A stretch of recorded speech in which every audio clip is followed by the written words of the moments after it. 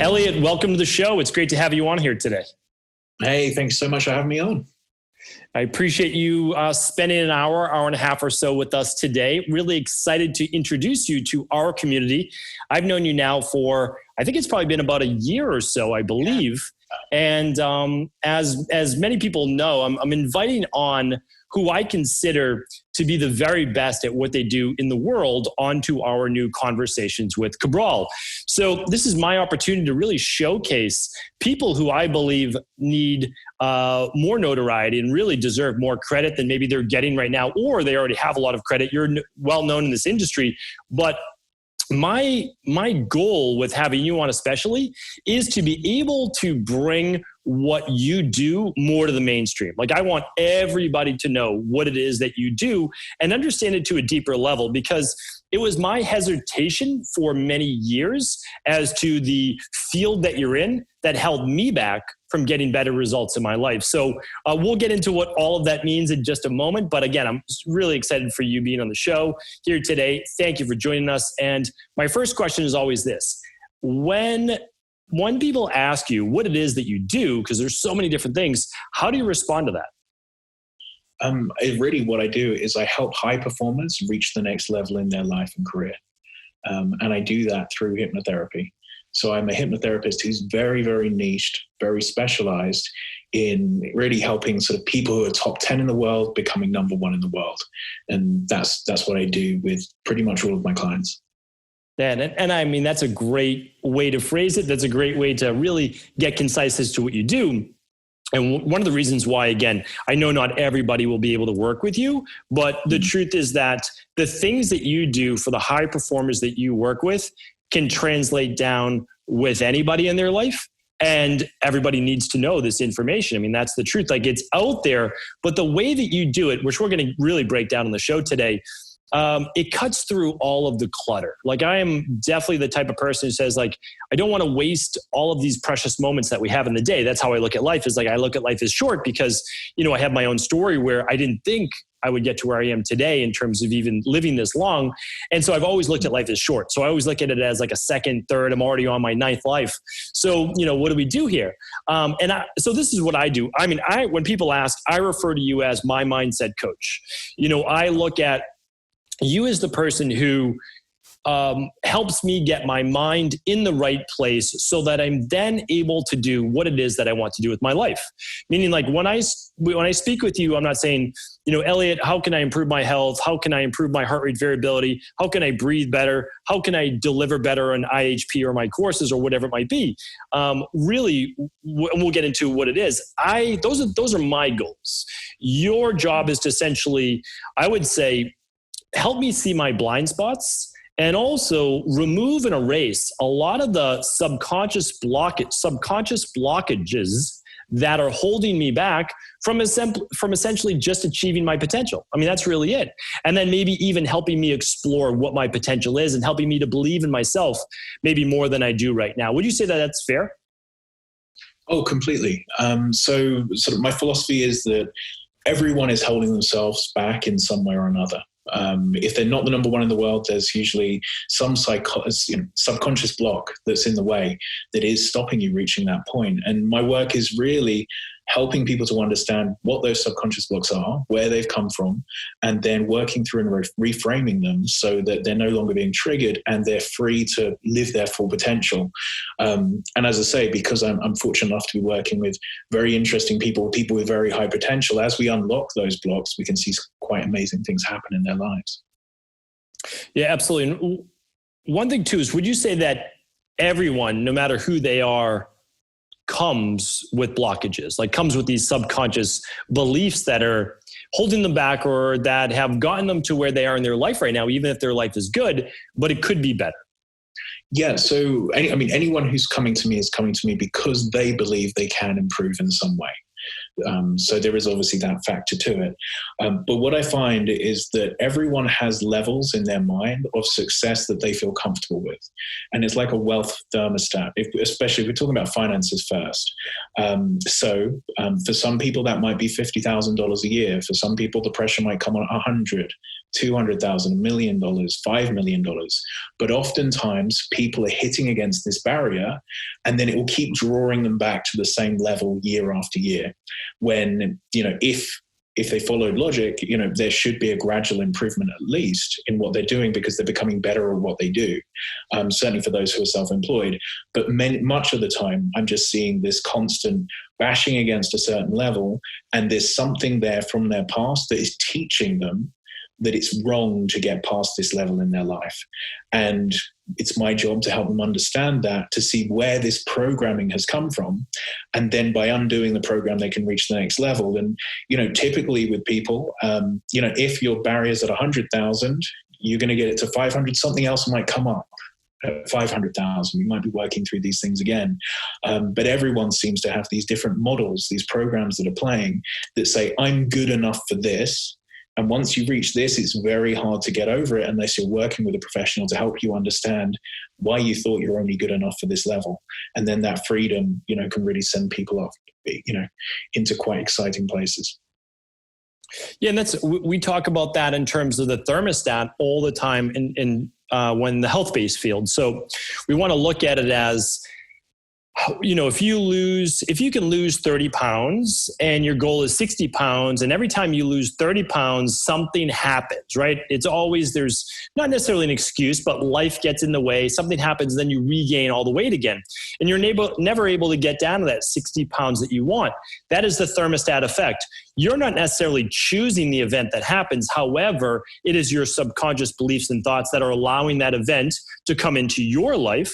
It does happen. And instead of you looking at it as a temporary obstacle, finding a way around it, you let it set you back again. That's how I look at it in the health field. Body transformation. I mean, I talk about the big five, and for me personally, the big five, and I try to share this with people, is body transformation, making sure that you're in good shape to simply take you through this life. It doesn't mean six-pack abs, but it means being in great shape so that this vessel right here stays alive long enough for you to enjoy all the things that it takes to get to that far in life. Meaning, like, it's going to take you some years to get to the place that you want to be. Okay, then when you get there, you'll be a little older. At least this body needs to hold up so you get to enjoy it for many years. So I've got body transformation, I have health, I have career, finances can go with that, spirituality and relationships. And I know one of the reasons, I know many of the reasons I reached out to you were essentially all five. I mean, that has always been a big thing with me, is saying that, yes. So sometimes, okay, body transformation is going well, but relationship's not as good. Sometimes career's going well, okay, but now health's not going as well because you're spending more hours, you're not getting as much sleep. So for me, it was always about, how far can I take it? Meaning, like, how am I able to get from where I am now to a 10x in all of those different areas of my life? And I think it did start with really looking at, for me, understanding kind of where I came from, my subconscious beliefs, and not a specific goal per se, but being able to unlock a lot of those things that I knew were there that I needed to do some work on. So I think that's a fair way of saying it. Performance coach, mindset coach. What are some other names that people would throw around? I use predominantly those two, but again, my background is hypnotherapy. That's the modality that I'm using for this. So I'm a performance and mindset coach, but utilizing hypnotherapy as my main modality. And that's a good point to touch on, because one of the reasons too, I think that I would just never used hypnotherapy before is because all I knew about was stage hypnotherapy. And stage hypnotherapy is basically performance art. I mean, it's not really helping people, I think, get to that next level. And so, that's why I agreed. I mean, you are a hypnotist and one of the best, out there, but it's more hypnotherapy. It's using hypnosis as a therapy with regression therapy, with neurolinguistic programming, with other things that you add in. Hypnotherapy might be like the modality, but it's kind of like what we do for integrative health. We're drawing from Ayurvedic medicine, traditional Chinese medicine, orthomolecular, all of them. And you're drawing from the other specific psychological based sciences, I think, as well.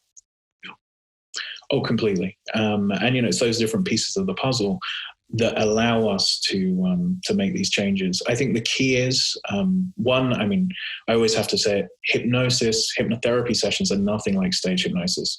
So the best way of describing it is much more like guided meditation, which then brings up memories in a way that wouldn't come up in a normal conversation, and allows us to change and reframe those memories so they're no longer triggering big emotions and big blockages in your life. So there's no magic to this process, but it is a changed state that will bring up thoughts and memories in a way that you wouldn't have on a normal daily basis.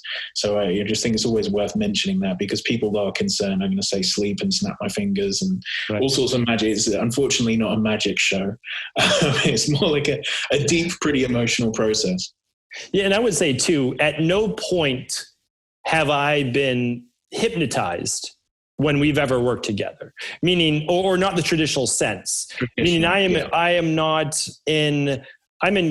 I could basically just get up and walk out at any point. Like, it's not like I'm in a state where you have control over my mind. It's more like you work me through a guided meditation almost into a relaxed state with my eyes closed, seated or lying down, and virtually, by the way, for everybody listening out there, so that I am then more relaxed and able to better recall, I would say, memories, et cetera, so that we can work on those.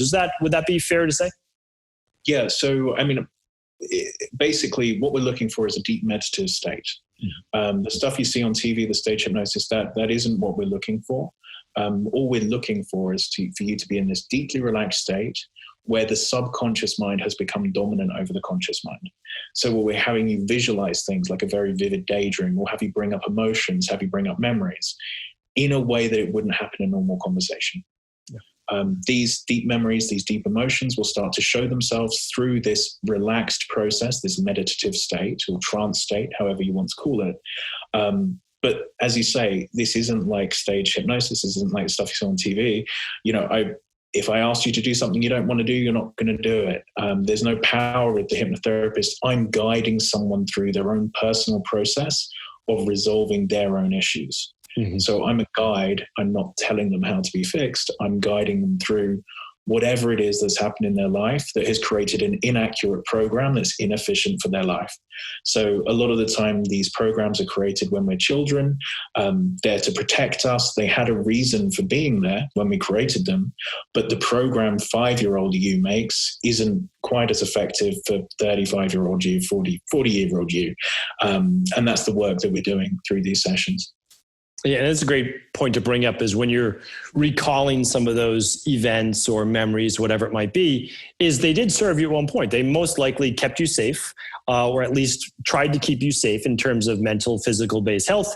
And they play on a loop even as an adult, because it doesn't want you to ever fall in a situation where you could then get hurt.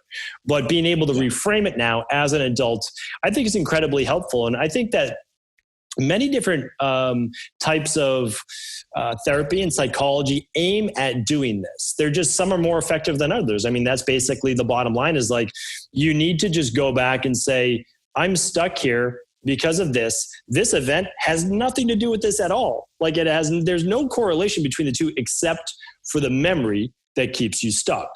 And so that's why I just really encourage people to at least just begin to explore these things. And that's why I always want to be open and honest with people. I'm an open book.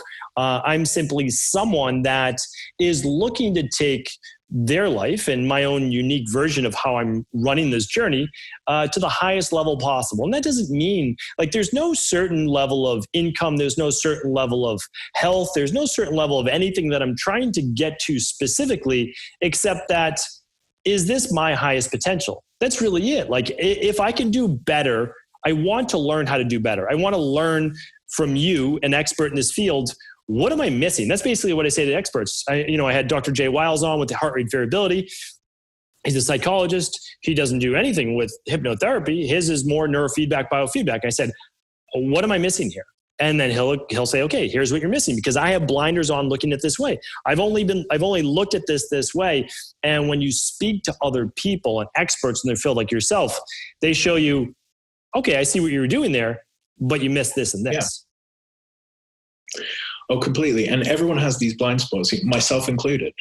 I speak to a hypnotherapist as well. I work on my own stuff because the truth of it is, if it's a blind spot, it's a blind spot. And it's very difficult to work on the things you're not aware of. The good news is that through these sorts of processes, you can start to almost see what's happening in your life from a third-party perspective. And you can start to see your own blind spots coming up because you're sort of more separate from yourself when you're in that trance state. You can see the mistakes, you can see the programs, and then you can adjust them. Yeah, absolutely. And I love that you said that you have your own hypnotherapist and do your own sessions because, if you truly believe in what you do, like, why wouldn't you do that? I mean, it makes total sense to me. I am looking for my own doctor. I haven't had my own doctor, someone that I can just get a second opinion on things for. I mean, I've got a great team and I can always talk with my team. And luckily things are good. I'm not saying things aren't good. I'm very happy with where my health is, but I should, everybody should have their own one level up or a colleague, that's on your level that you can say, hey, what am I missing? Or what do you think I should work on next? And I just think it's so important. Yeah. And I think that's one of the things with coaches is, anyone, I believe, who, is offering a service that's certainly like this. I think a really good question is, what does your self-care routine look like? Mm-hmm. Because, a coach's self-care routine should be pretty robust. Yes. In general. And that's sort of my personal belief, and that's what I've been following through for years and years. Because, like you say, I'm in exactly the same spot. I want to release my full potential, and I have my skill set around it. But I'm also looking for the different areas where I can do better, where I can improve, where I can live my best life. And I think there's quite a few of us in this world where really that's what we're all looking for. The best family life we can have, the best health, the best finances. And that's the sort of path that I'm trying to follow as well.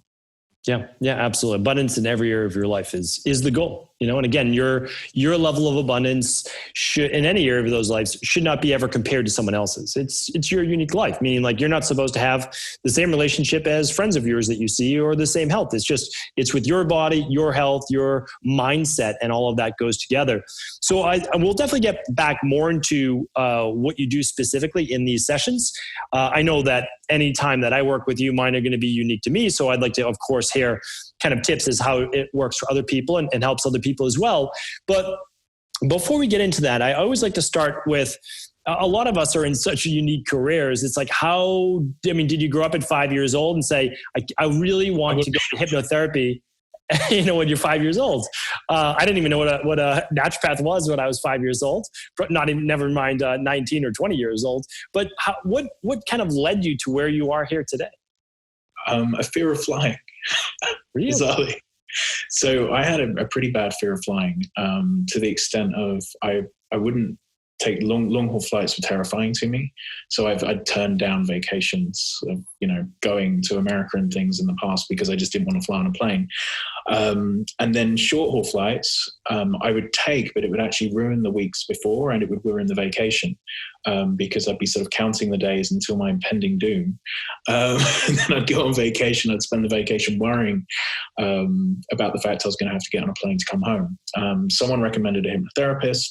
And I went to her. I was pretty skeptical, which is ironic as I've ended up in this business. But in an hour, she managed to resolve my fear of flying, and it completely changed my life. And what was really interesting to me was the process that she used seemed so eloquent and just made a lot of sense. So like I said, we go through this process of getting very relaxed, bringing up memories.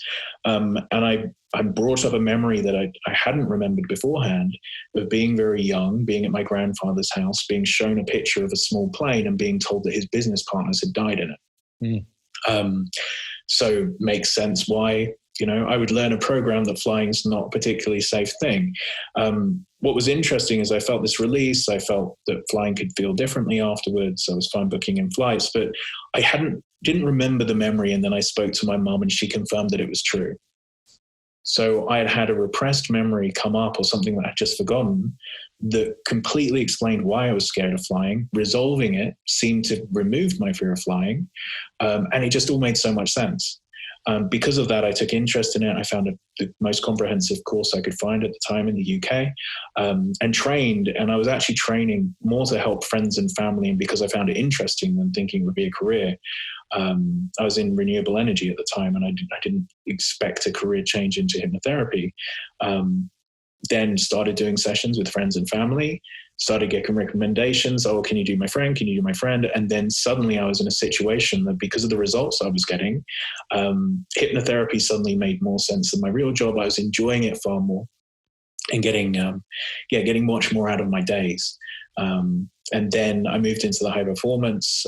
We moved to Las Vegas. I started working with a number of professional poker players. I started working with a number of UFC fighters. Saw some really great performances, had people become champions, lots of world champions in poker as well as the fighting. And then again, if you see success in one area, they recommend friends in different areas. So then I started working with Olympians. Then I started working with people in different sports. Then I started working with CEOs of companies. And it just sort of ended up in this niche of high performers around the world in different areas were being told, hey, you should work with Elliot to overcome your self-sabotage issues.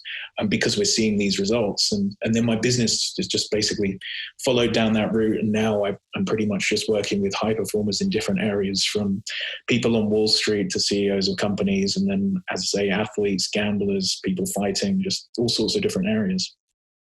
I mean, it's really interesting too. The cast of characters, we'll say, and I guess I'm part of that cast of characters. They're quite the cast. Yeah, exactly. And so, how did you? I mean, so you're working with celebrities. I mean, the top poker players, which is, for people who think that, oh, that's really strange, that is one of the most stressful positions you could be in, at a table of 4 or 5 men and women at a table, trying not to give away your hand by any type of subconscious movements, which other people are professionals at reading, and staying cool, calm, and collected. I mean, that is basically Olympic-based stress, and you help people with that, right?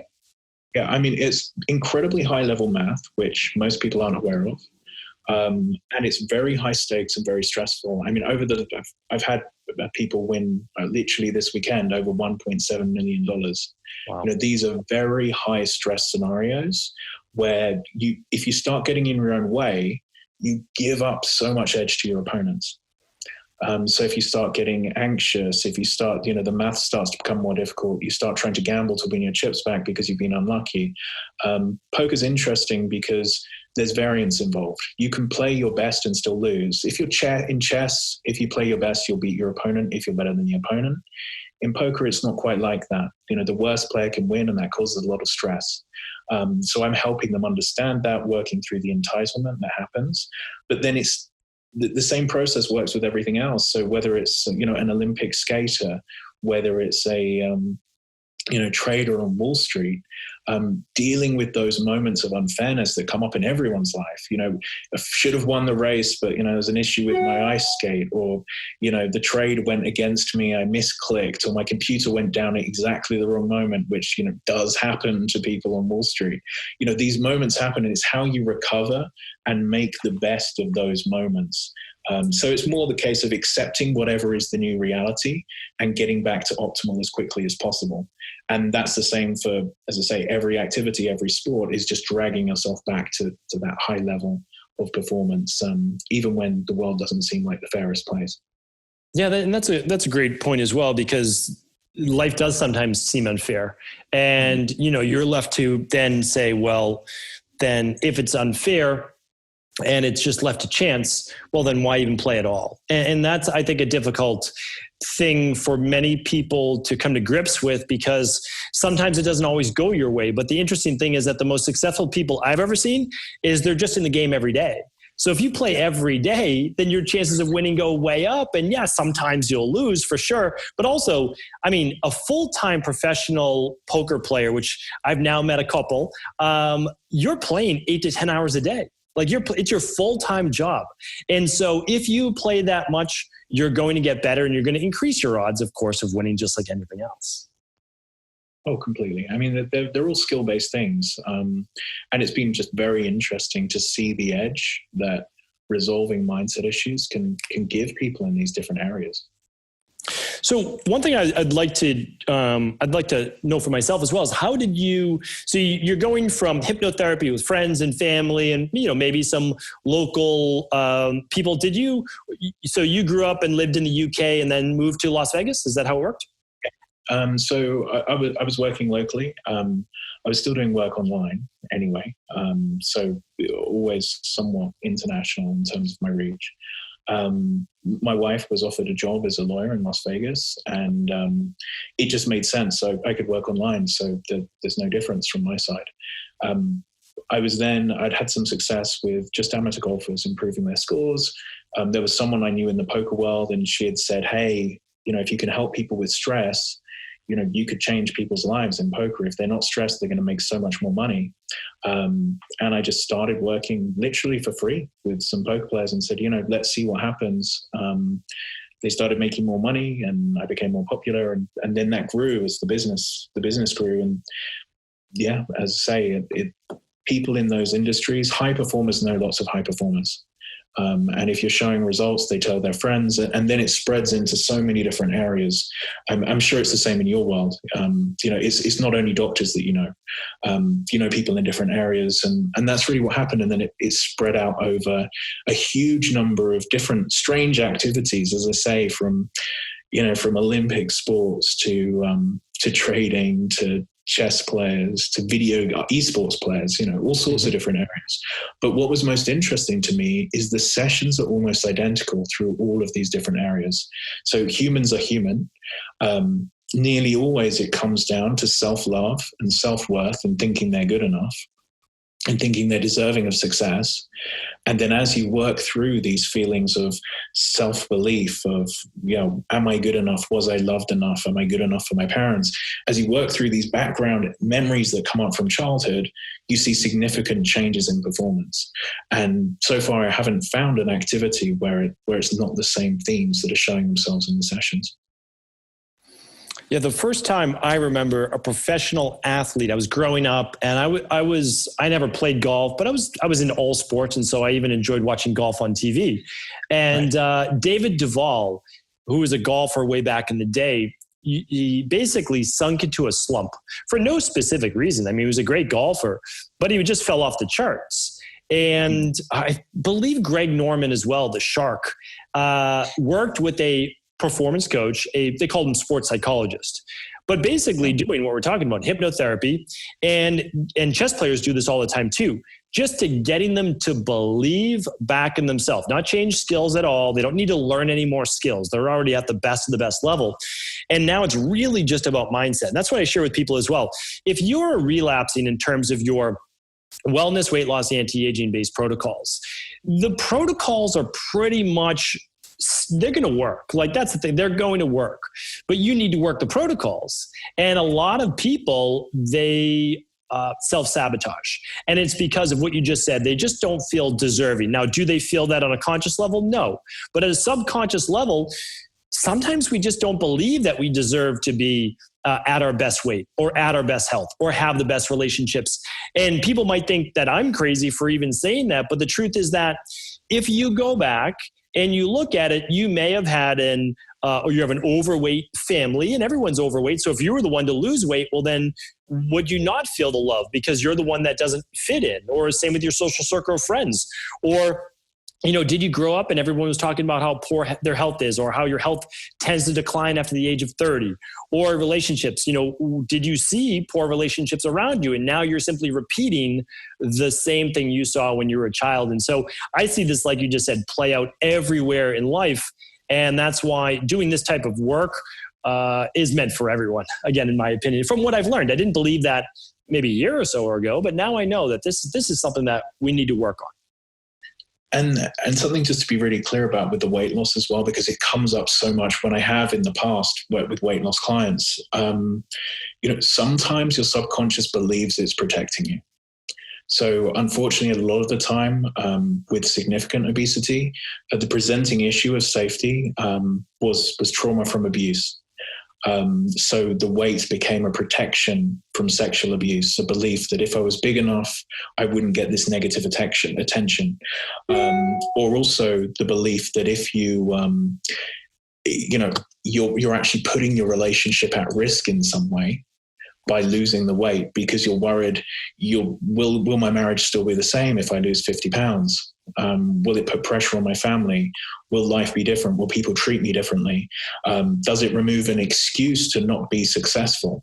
So there's all of these different safety mechanisms your subconscious may be putting in place to basically, make those shifts. So just be aware of that oftentimes it might seem strange that, your subconscious could possibly think that being overweight is keeping you safe. But as I'm going through these sessions, these are the sorts of thoughts and feelings that come up. So what will happen if you lose this weight? Well, I'm going to feel uncomfortable. Men might be looking at me in a different way. All of these.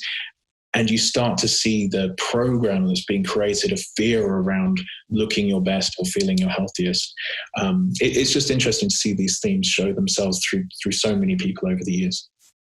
Yeah, and that's one thing I'd like to bring up as well, is that when you think about a certain thing that you are looking to achieve, whatever it might be, and again, any of the big five that I call, think about, or don't, just be aware. It's all about self-awareness. I always talk about that with people all the time. It's just simply allow and be self-aware. So if you think about your goal, and let's just say your goal is to overcome your autoimmune issue.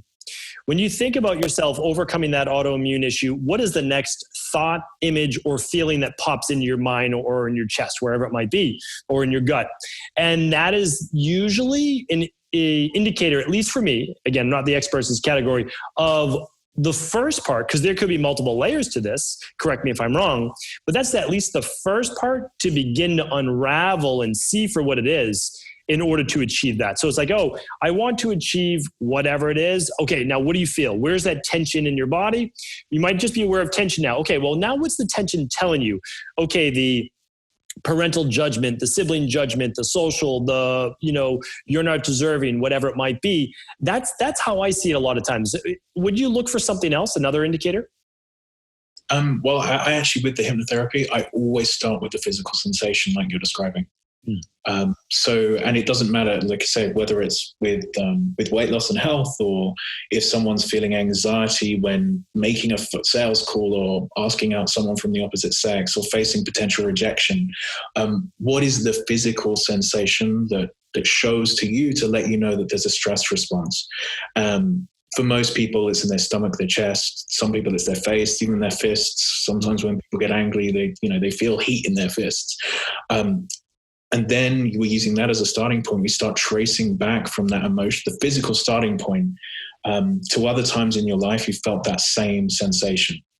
And as we bring up that same sensation, you usually get this list of memories that start showing themselves that create this narrative where it makes complete sense as to why someone would have issues in these areas.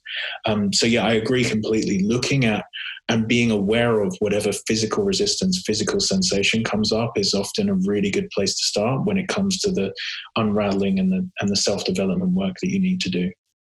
And then before someone begins to do this work, would you recommend they maybe journal for other times that they felt this sensation? Should they start to begin to explore that, or is it really better to work with someone at that point?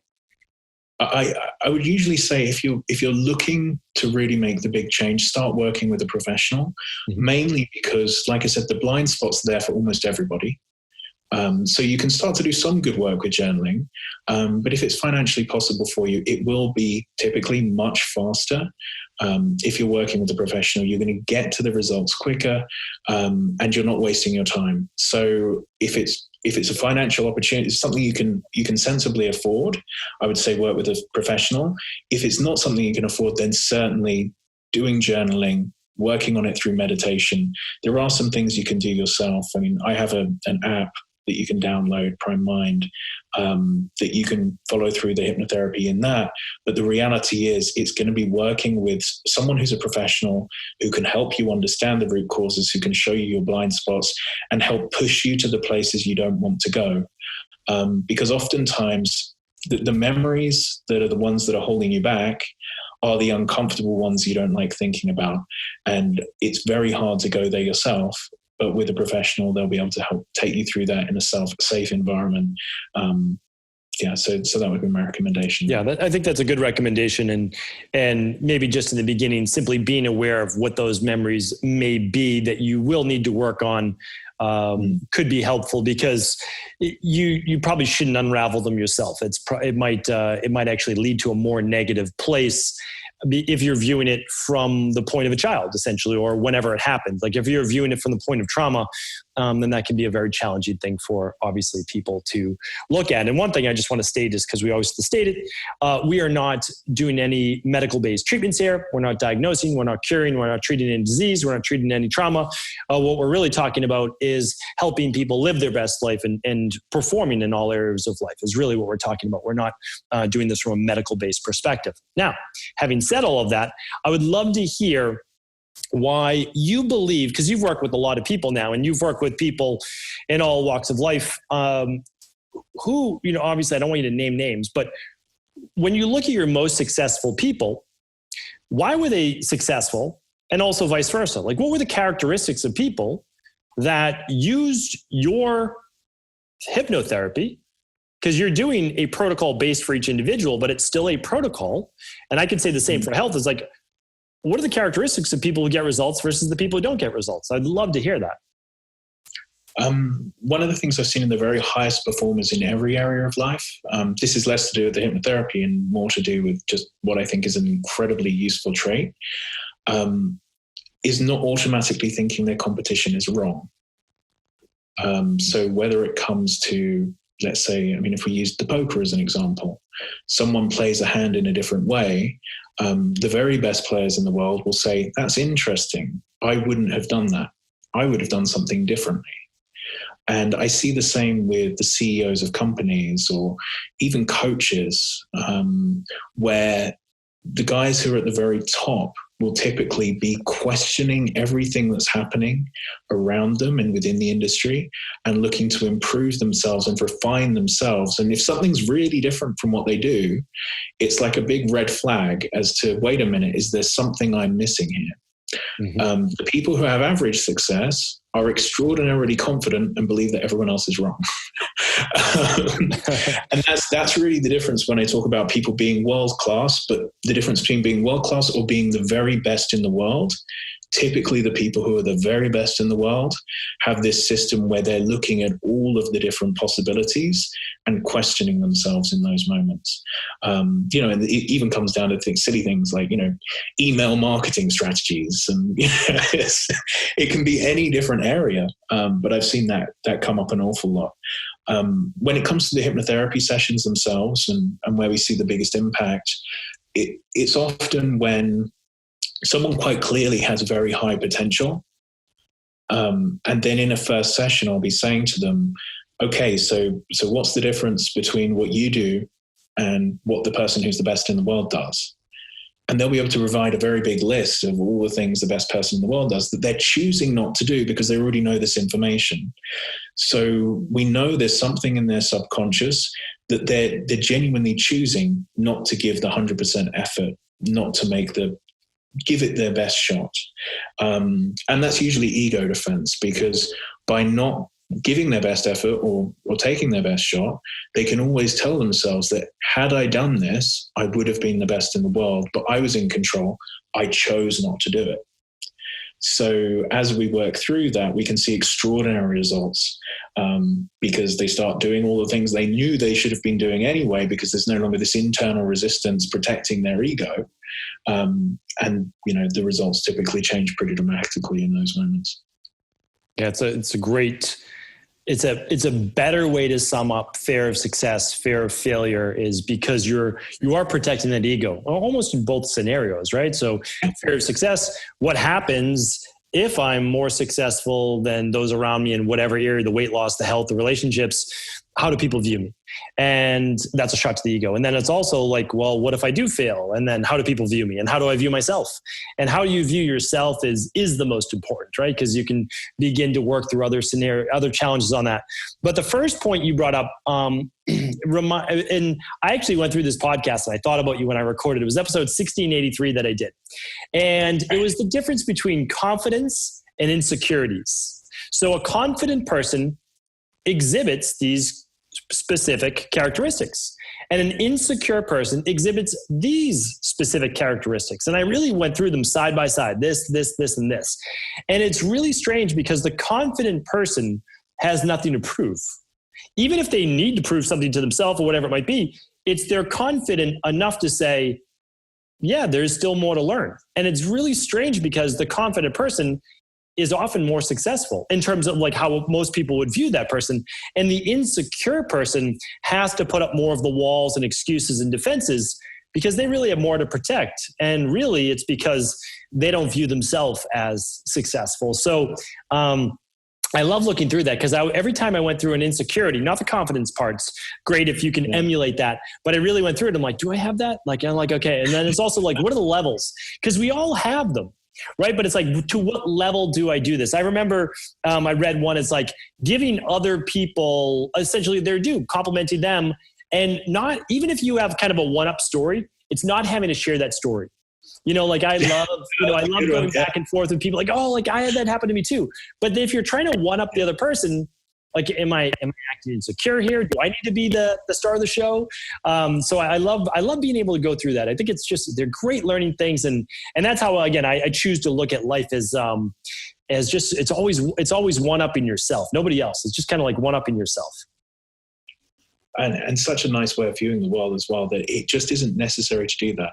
It's never necessary to bring the other people down, to make yourself the center of attention in that way. And it's, the most confident people are confident enough to say they might be wrong. Mm-hmm. And that's hard, right? It is hard. But as I say, that's also what I've seen with these different areas. I've worked with a lot of people who have genuinely ended up being the number one in the world of what they do. And it's just this theme that I've seen over and over again. And that's great advice. I mean, that's good to know. It's something that we can all work towards. It really is just saying, what can I learn from other people? There's other people more successful around me. And if not, so if you're lucky enough to be in that top 1% in your category of whatever it is, what people who outside of your industry or field or whatever it is that you do is successful, and that you can maybe take some of that into your own life. And that's kind of how I look at it. Once I went on this path of natural health, it wasn't really about, well, what are people doing inside of natural health? It's like, well, what's going on all outside of it that I can say, oh, what they're doing. And like, okay, great. Now we can use this too, because we need to rise above as a community to get to that next level. And that's the truth. Like something in podcasting. Well, we need more people to listen to health-based podcasts, not just this podcast, so that more people, not just 56 million or whatever it is in the United States, that actually way more people start to get into natural health. Because, okay, they might not listen to my podcast, that's okay, but that raises the whole industry. And since I'm part of the industry, well, I get to, it's that rising tide lifts all boats. I love that quote, is that we all get to be a part of that. And that's why even for hypnotherapy, some people may decide to work with you. Some might work with someone else, but now they know about this field and the field begins to grow, and you had something to do with the growth of that field, which at the end of the day, now you're helping at a more altruistic and even higher level. And I think, again, when we look back at it, you probably feel good about that too, right? I mean, that's a nice thing. It's like, I feel good about helping the industry. It's like, yeah, I mean, it's wonderful. It's a similar thing. I don't really believe in competition in industries like this. There are so many people that need help, and we all have only so many hours in the day.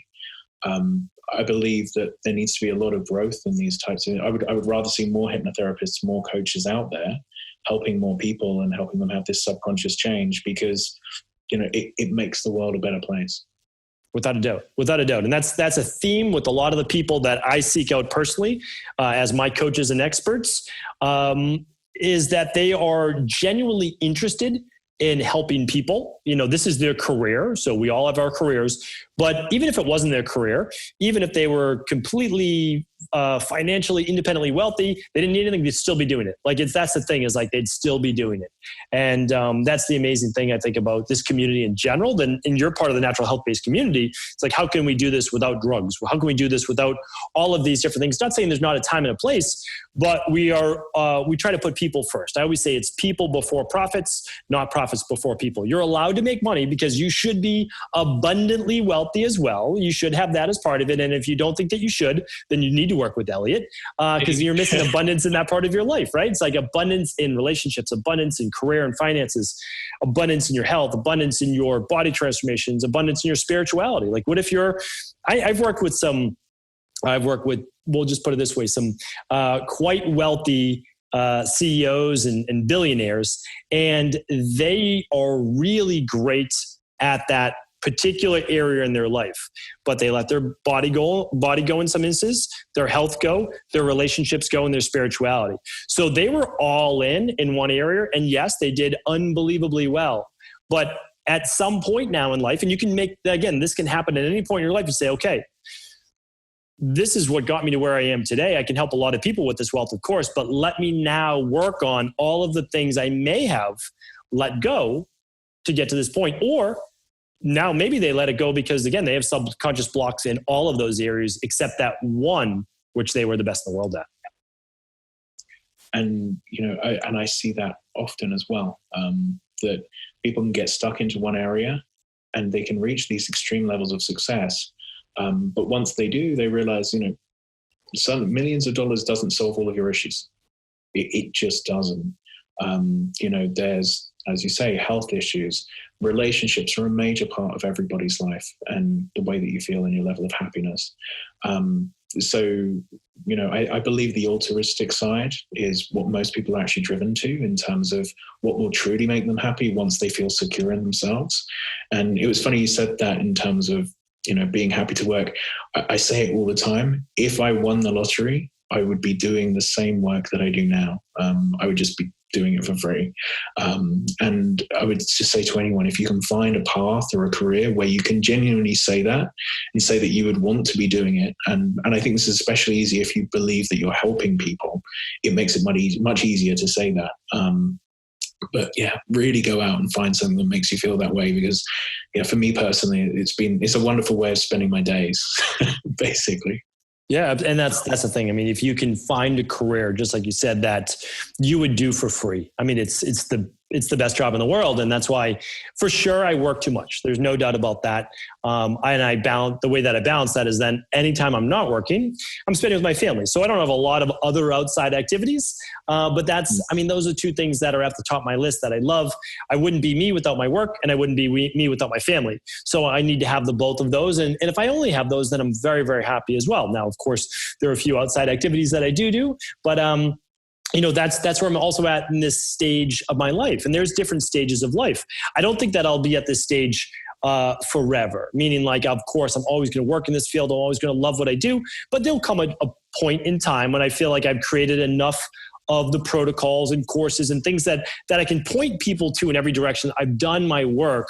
Now I'm going to create more video content. I'm going to write more books, but I'll feel more settled. And then, of course, then this will be the next stage and we can look at those specific things. So, again, like I'm always someone that's kind of every 90 days, I kind of look at my life, where I'm at, all of those specific things. And having said that, I'd like to talk now a little bit more specifically about sessions, like what those sessions are like, at least with you. So, yeah. And again, they're probably a little bit different for different people, but maybe the format is similar, meaning, do people come into a call kind of talking about where they're at since they spoke to you last, over the last couple of weeks, over the last month, begin to work on a specific issue, go into a hypnotic-based state, relaxed. I call it more of a relaxed meditative state where my body's calm, I'm relaxed, and I'm able to better recall. Take us through that a little bit, the format as to what people would be able to expect, since this is brand new to 99% of the people listening. So if someone's working with me for the first time, I'll typically do a 2-hour first session, which will be around a 90-minute intake, where we'll be talking through their past, the different emotions that they're struggling with, what they're looking to get from working with me over the time that they're going to be working with me. And during that, what I'm looking for is the obvious areas where we can have the most extreme growth. So the biggest sticking points, the biggest emotions. And sometimes the client thinks they're coming for one reason, and it'll become quite clear in the intake that there's actually another part of their life where they should really be putting the work in. This is where I was talking about the blind spots. And then the final half an hour of the session will be hypnotherapy on whatever we believe will have the biggest impact. So it doesn't matter what, it could be any area, but it's where the person is going to see the biggest shift in either their emotional state or their financial success. It depends what they're coming to me for. Then within the hypnotherapy, the beginning is like a guided meditation. So if anyone's used Headspace or any of the other apps, you get yourself to that very relaxed state. It's deep breathing exercises, getting yourself very, very calm. And then with meditation, you're looking to let go of the thoughts as they come in. So you get to that very relaxed state. And then as a thought comes in with meditation, you take control and you let go of the thought. And that's mindfulness meditation. In hypnotherapy, we focus all of your attention in on one specific thought or one specific emotion. And I would say that's really the big difference. So we get to this very relaxed trance-like state. We focus in on that bodily sensation I was describing earlier. And then that's the opening through which those memories start showing themselves and coming through. So when else did you feel like this? I was 10 years old, this was happening. I was 8 years old, this was happening. I was 15, I got rejected by this girl. And as I say, it creates this narrative, this story where you can see this timeline of where this subconscious program has come from and why it's protecting you, how it's protecting you, and how it can be different if you make those changes. We then reframe those emotions and help to drain the emotion away from it by seeing it through your adult eyes, talking the child through the stressful situation, removing the color from the memories. There's all sorts of different techniques we use within that process. And then typically there's emotional events. It's not rare for people to cry during these sessions. That's quite normal. So there can be this catharsis, the emotional release. And then we move into more future pacing work. So what does life look like now that we've made those changes? So this has changed, this has changed, this has changed. And that's a typical half an hour session within the hypnotherapy. Obviously, it differs for each individual, different emotions, different memories. But as a general theme, that's what it looks like. And then a normal session would be 1 hour with me. And again, it's this sort of half an hour at the beginning where we're looking at what has changed, what hasn't changed, what big events or emotions have come up since we've last spoken. And then again, picking whatever will be most valuable for that person to do the half an hour of actual hypnotherapy work. And then oftentimes, people might be in contact with me in between if they've been sent accountability targets, things like that between the sessions. But that's sort of a general overview of what the sessions can look like and feel like for people. Yeah, that's great. And I'm looking forward myself personally getting back into our sessions. I know it's been a couple months, but you left me, we left off in a good space. Like I was like, okay, things are good. But at the same time, that doesn't mean it's the end. For me, it's like, okay, well, now what's that next level? And so took a little time to explore, enjoy the summer. But also now I want to look forward to a brand new year. 2021's coming. And I want to say, well, what can we explore for 2021? And, here are the things that I'm looking to specifically achieve. Here's the balance that I'm looking to create. Because some of it for me, for sure, is balance. And the nice thing is this, I'll tell you, there's no bad sessions with you because you wake up from your trance feeling like you just took a nap. So for me, it's like, I have tons of energy right now. And I put at the end of my day, because I don't want to go back to work after that. I feel really good. So I usually get a workout in after that. And it's just like, that's a good night with my kids, a good night with my family, because I'm just pretty chill, pretty relaxed. So, and I think that's one of the fringe benefits right there. I'd love to talk with people too, just to let them know. I don't know. Maybe I would say the minimum amount of sessions you should probably do is 6. And then there's no limit to the upper amount, because just because you go through an event or memory doesn't mean that you can rewrite it in one session. It depends on, I think, the intensity of that event. Trauma is just one word for it, but the intensity, the vividness of that event. And I'll tell you, I'm someone that studied neurolinguistic programming for many years. And even as you were taking me through these specific exercises, I'll call them, I knew that you were using NLP, but at the same time, I would never have been able to do that myself. And the way that you did it seemed much more natural, that as I was going through it, I'm like, oh, this is how it's supposed to work. This makes sense now, because I couldn't do it on my own, because it's me telling me to do it. and there's like this weird like ego and third party like taking place, or I should say not third party, it's all inclusive in me. So by having a third party take you through it, whether it be using your app, which we'll talk about in a moment, or working with yourself or someone like you, that I think your defenses are down. When it's with yourself, the defenses are up because you're trying to protect you. So I found it really helpful, and I was able to see that work done in real life. Now, I know NLP sometimes gets a bad name. It's called neuro-linguistic programming. But the reason why I first read about it is because I started to get into the mental side of natural health. And I read about, Richard Bandler, I read about all the different people behind this part of it for PTSD.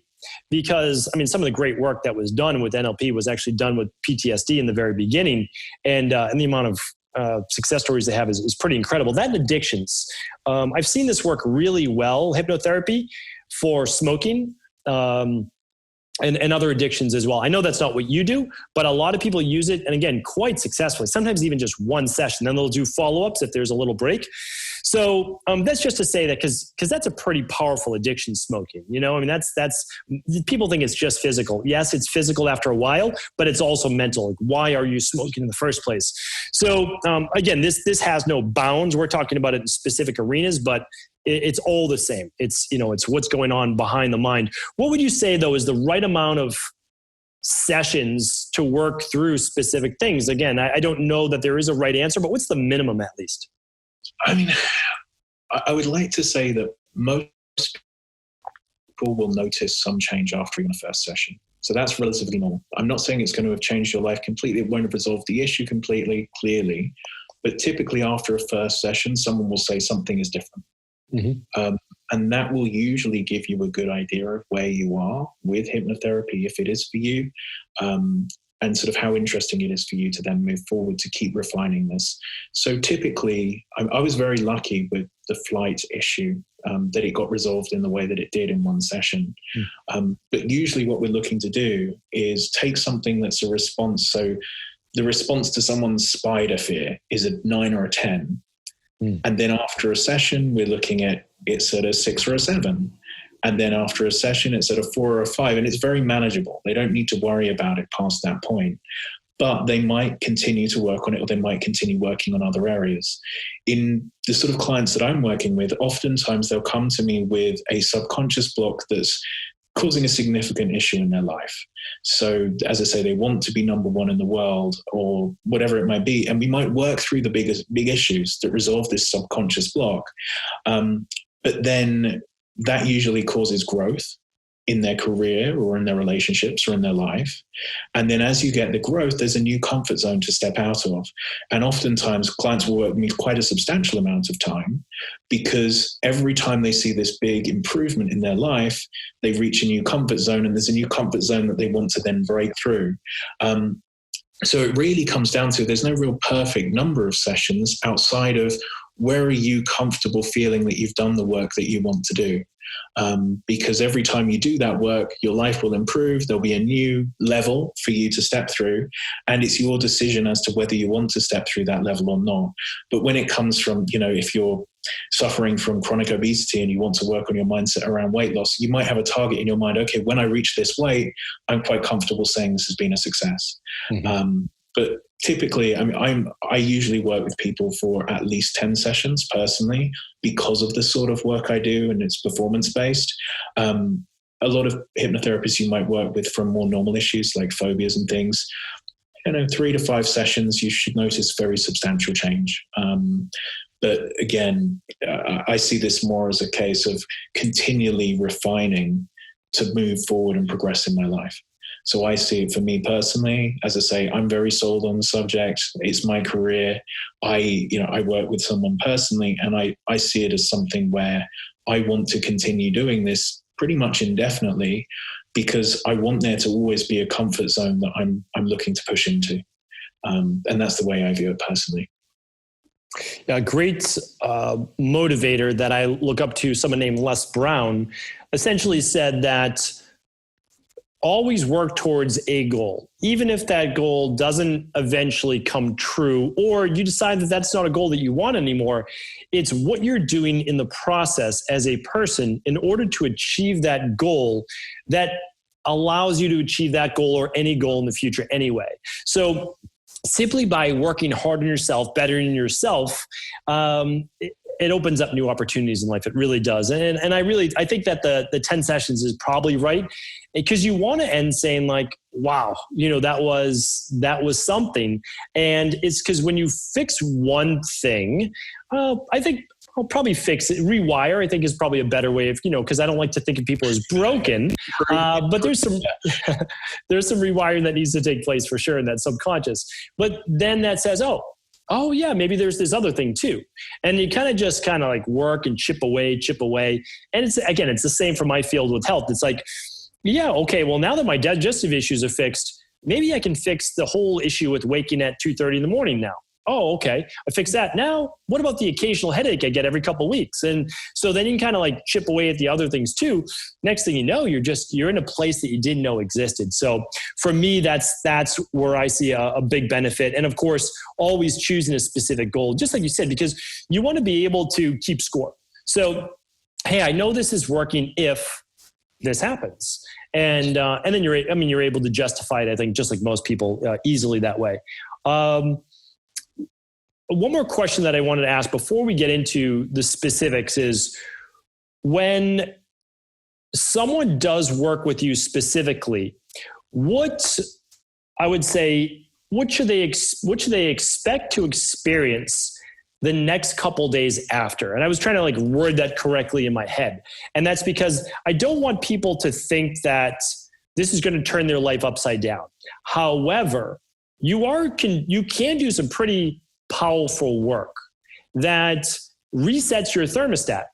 And you actually said to me one time, I think it was only one time specifically, you said, hey, that was a big session. You might be feeling a little off the next day or so. I'd love for you to be able to explain that to people, so that, let's say they're working with someone else or doing some work on their own, and they do feel something the next day and they don't have that person to ask. Well, explain a little bit more, since I don't think I fully understand it either, but it's like this rewiring process taking place. So I'd love for you to be able to explain that. So what tends to happen is when we hit with very emotional sessions, so sort of a keystone of someone's mental programming has been upturned. And effectively, what we're doing is showing them that a new way of life is possible, something that they might have thought, a way they define themselves for their entire life. I'm an anxious person. And then they start to realize that they're an anxious person because of something that happened when they were 8 and they no longer need to be. That's a huge amount of information to process. And what I've noticed is on the significantly emotional sessions, the person usually feels pretty good just after the session because they feel the good work that they've done. But it's not rare at all. I would say 50 to 60% of the time after those sessions, the next day, they're just feeling a bit off. So they might be grumpier with their spouse. They might feel a bit discombobulated, as if, things are a bit different. They don't know why, like there's an energy drain going on. And what I believe that to be, because I don't really think anyone's really 100% sure on exactly what's going on with all of these processes, is the subconscious is trying to basically reconfigure the new information. Yeah. And typically when I expect to see the bigger changes, so the results are around 3 or 4 days after the session, is when people will generally start to see the changes in their life that we were aiming for. And those changes are often things that were difficult before feeling easier than you believe they should do. So an example, something that comes up with, a lot of clients is they struggle getting their taxes done. This is normal. A lot of people have a lot of resistance over paying their taxes. And we'll do a session. Again, a few days later, I'll get a text message and be like, Elliot, I just sat down, I did all of my taxes and it felt fine. It didn't feel like anything. And it was just something that historically has been difficult, was just easy to do. Or they can have the call with their member of staff that usually triggers them and they get angry, and they dealt with their member of staff fine, or they went through a redundancy process and they didn't have the same emotional lows that they would normally go through. So what we're looking for are these shifts of something that was a resistance, was difficult, suddenly feeling natural, normal, and easy. And that's the sort of shift that I like to see from the sessions. And when things are easier, they happen. When those things happen, you get the much higher performance and better quality of life. Yeah, I would absolutely agree. And just for me personally, I would say that I almost felt I just wasn't ready. I needed a day not to commit to any heavy things. Like it was just more of a more relaxed day the next day where my mind, I'm a daydreamer in the first place, but my mind was daydreaming a lot more. I was just relaxed. That's it. And just kind of trying to process things. So for me, I did the work, but it was just a lighter day. And I think it is a rewiring. I really believe that. I mean, the brain is essentially plastic, so when we talk about neuroplasticity, it's neurons connected to neurons. Well, new connections are being made. And it's almost like, yeah, you're basically asleep. You're dreaming. You're in this lucid state where new connections are being made. And that very well may take hours or days, or I don't think that we truly know, but I do believe that is exactly what's going on, because now I can look at certain events, like being a 17-year-old kid who none of the best doctors in the world know any idea of what's going on with them, telling them that there's no cure because we can't figure it out. We'll have to wait and see if it gets worse. That I can look at that and have no real emotion anymore. There's no pain. It's just like, good. That was part of my story. I'm almost happy that it happened now because I get to sit here and chat with people like you. Like there's no way that any of this wouldn't happen. I mean, I would have been on the same path as many of my other college buddies and gone into finance and moved to New York and done all of those things. But I knew that wasn't my path. I knew right away because this happened to me senior in high school. So I don't think that everyone will be appreciative necessarily of the events that happen to them in their life, but they'll be able to look at them from a third party outside point of view and look at them as something and just say, listen, this has now made me who I am today. And I'm happy with that. And I think that's the best thing that can come for all of us. And a way to sort of be aware if you're carrying these sorts of different issues. If you think back to your school days, and you think back to the kid that bullied you, because an awful lot of people have been bullied by another kid. It's a normal thing. If when you do that, you feel physically sick or you feel an emotional pressure, you're probably carrying something that's showing up in different areas of your life. If you can think back to those moments of being bullied in childhood and see it as just like, oh, it doesn't matter, like these things happened, and there's no physical response to it, then those things are clear. But if you're feeling a physical response to thinking back on memories, typically that's then showing in some behavioral action to keep you safe. And that's just a sign of that sort of emotional program that's still there. That's a great point. The physical reaction or feelings to an event, which essentially is not happening. It doesn't exist. It doesn't exist, yet it does because we relive it over and over. And that's why it should no longer exist, because it happened in the past, yet we're making it present every time that we relive it, we think about it. So that's one of the best really ways to talk about the work that you do, is that you get to stop reliving that event. That's the amazing thing. And you get to then live events that you want to happen in the future as if they're happening right now. And I guess that's a really interesting way to look at it. And that opens up the potential for those things to happen. So once you can visualize something, you have a much greater chance of turning that into a reality. And the mind doesn't know the difference between vivid visualization and reality. So, if you're an athlete looking to get gold medals, so long as you've visualized that internally enough, when it comes to that moment, your subconscious will believe it is possible for you to win. And it's all about creating these enough subconscious belief that you deserve it, that you won't sabotage it in the high pressure moment. Because if you don't believe it's possible and you don't believe that you deserve it, it is very easy to find a way of sabotaging absolutely anything in your life, from your health to your relationships to your financial situation. You need to believe you deserve it. And, future pacing is a way of doing that. And that's great, because that's what it should get to for everyone. You've resolved everything that you can at least think of and that you feel a physical reaction to. And then it's towards, okay, what is it now? I'm open to all possibilities, because again, I really have learned from so many people in the past. Many of them, of course, I will never get to meet. One of those people is Jim Rohn. And he basically said this, he said, listen, stop working on being successful. Don't work on that anymore. Work on becoming a successful person.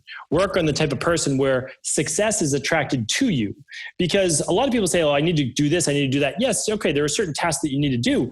But the truth is, and it really goes back to deserving, if you don't actually believe you are deserving or that you are the type of person who can achieve that, you will never achieve it.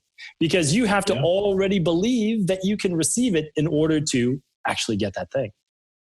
And I really love that idea around relationships as well. If someone's single and they're looking for a partner, I think the process is writing out what you want that partner to have, the different attributes, and then write out what attributes you would need to attract someone who was that good and start working on those. And if you start working on yourself in all of those areas, you'll probably find yourself in the different places where that partner that you want would hang out, and you'll be the sort of person that they'll actually want to talk to. These sorts of techniques, is because you're doing the things that you believe that type of partner will want, you'll be open to finding that type of partner. Because you'll believe that you deserve it, because you're putting all the effort in, and it just becomes a natural part of that journey that you're following. Yeah, without a doubt. That's a great point. And that you can use that for anything you want. What would you then have to embody for you to achieve that thing? So that's fantastic. So let's get into now, how can people access the app that you've created? And then let's get into what would the process be of working with yourself, or again, someone like you, someone on your team, or a recommendation that you might have for everyone, because there's obviously an investment. And if you're at that level though, where you feel that there's something that you want to achieve, like this is something that you want to be great at, you want to overcome, then this is certainly that working with yourself or someone like you it's now the time. It really is. It's now the time to get started. But if you're looking to just explore what this is all about, I'd say start with the app. And so let's talk about that. So the app's called Primed Mind. You can download it on Google Play or on Apple. And you can try it for free. So I think there's around 40 hypnotherapy audios in different areas of life that you can work through for free. And then there's an upgrade you can pay for. And I think it ends up being around 250 audios set up in different courses. So things like confidence, anxiety, health and fitness, sleep, as well as things to set you up for the day, to deal with high pressure situations, those sorts of things. So it's a good introduction to hypnotherapy. So you learn about that trance process, getting yourself very relaxed, using your mind to visualize and create that change. But be aware, the app is suggestion hypnotherapy, because it's me talking to you and helping you try and make changes in your mind, but we can't get into the deep memories. So it will make you feel good in the moment. It will improve your week. But the deep change is typically from the sessions, the more regression-based sessions that I was describing, where we're actually hunting out the issues. So you use the app to help you get to sleep, to improve your day, to increase your confidence.